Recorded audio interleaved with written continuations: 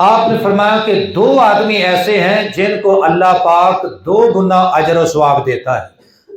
پہلا وہ اہل کتاب، یہودی یا عیسائی، جو اپنے نبی پر ایمان لایا، اپنی شریعت پر ایمان لایا، پھر جب میرے متعلق سنا، آخری نبی کا پیغام پہنچا، تو اس نے میرا کلمہ پڑھ لیا، میری رسالت پر ایمان لے آیا، ختم نبوت پر ایمان لے آیا، مسلمان ہو گیا، سلامتی میں آیا، اللہ پاک اس بندے کو 2 گنا اجر و ثواب عطا فرمائے۔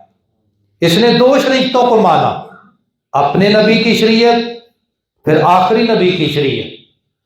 اور جو اڑ گیا، آپ نے ہرقل سے کہا فَإِن تَوَلَّيْتَ، اگر تو نے میری دعوت کو ٹھکرا دیا، اسلام کو قبول نہ کیا، تو پھر فَإِنَّمَا عَلَيْكَ اسم العریسیین، تو پھر تمہارے اوپر تمہاری ساری عوام کا گناہ بھی تمہارے ذمہ پڑ جائے گا۔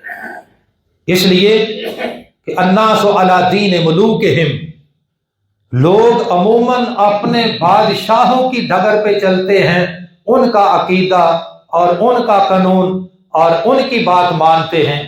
اگر حکمران سیدھے ہو جائیں تو عوام بھی سیدھی ہو جائے گی، حکمران اگر گمراہ ہیں تو عوام گمراہی کی طرف جائے گی، اور اس گمراہی کے ذمہ دار سب سے پہلے وہ حکمران بھی ہوں۔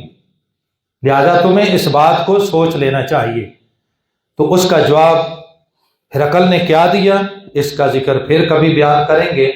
اللہ پاک سے دعا ہے کہ ہمیں اسلام کو عام کرنے کی، اس تحفے کو قبول کرنے کی، اور پھر اس پر عمل پیرا ہونے کی توفیق عطا فرمائے۔